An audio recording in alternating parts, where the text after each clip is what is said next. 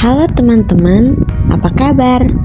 Kembali lagi bersama aku, Eina, yang kali ini akan membawakan sebuah kisah seru yang tentunya pasti akan bermanfaat untuk kalian tonton. Jadi stay tune terus ya.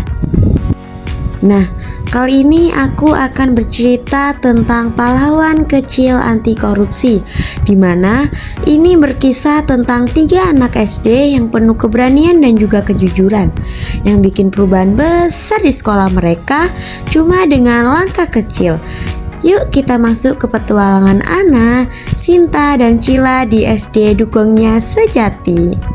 Di suatu pagi, ada segerombol anak berangkat bersama ke sekolah bernama Ana, anak kelas 5 yang selalu ceria dengan senyumnya secerah matahari pagi, bersama dengan temannya Sinta, si cewek kalem yang suka nyatet segala sesuatu di buku, dan juga Cila, teman yang paling kocak yang selalu bercanda soal bakpao atau donatnya yang katanya sering hilang.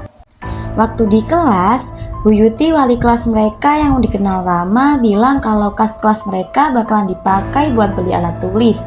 Cuma dia nggak jelasin berapa duitnya atau apa aja yang dibeli. Ana yang selalu perhatiin detail kecil ngerasa ada yang aneh. Dia ingat kata kakaknya kalau yang nggak jelas penggunaannya tuh bisa jadi bibit korupsi kecil. Ana ceritain ini ke temannya. Yang awalnya Sinta dan Cila pun bingung, tapi lama-lama mereka mulai penasaran. Yang akhirnya mereka memutuskan untuk menjadi detektif cilik. Akhirnya penyelidikan pun dimulai. Langkah pertama yang harus dilakukan adalah yang pertama, catat detail kecil yang mencurigakan. Yang kedua, cari informasi sebanyak-banyaknya. Mereka bertiga berpencar. Ana membaca buku catatannya berharap ada sesuatu yang terlewat. Sinta mengobrol bersama teman-temannya untuk mencari informasi.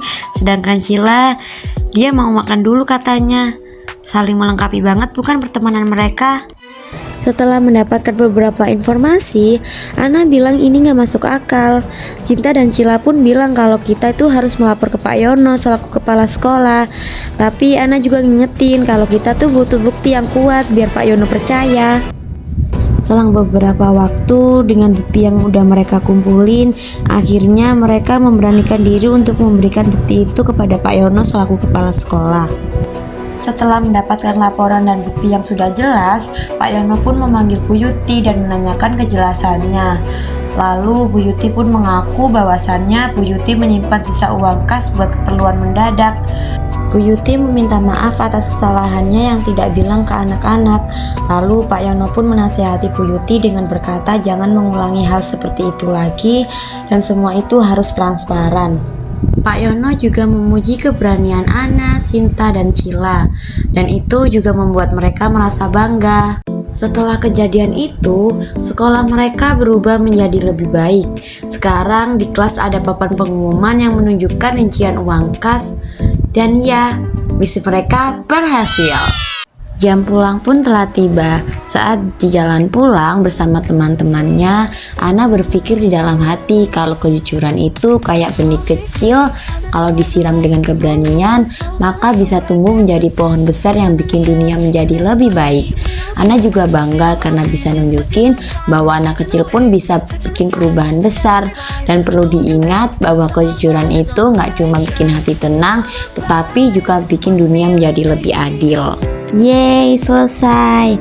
Buat teman-teman sekalian, terima kasih telah menonton dan semoga kisah ketiga sahabat ini bisa menginspirasi kita semua untuk selalu menjadi orang yang jujur dan berani melawan korupsi.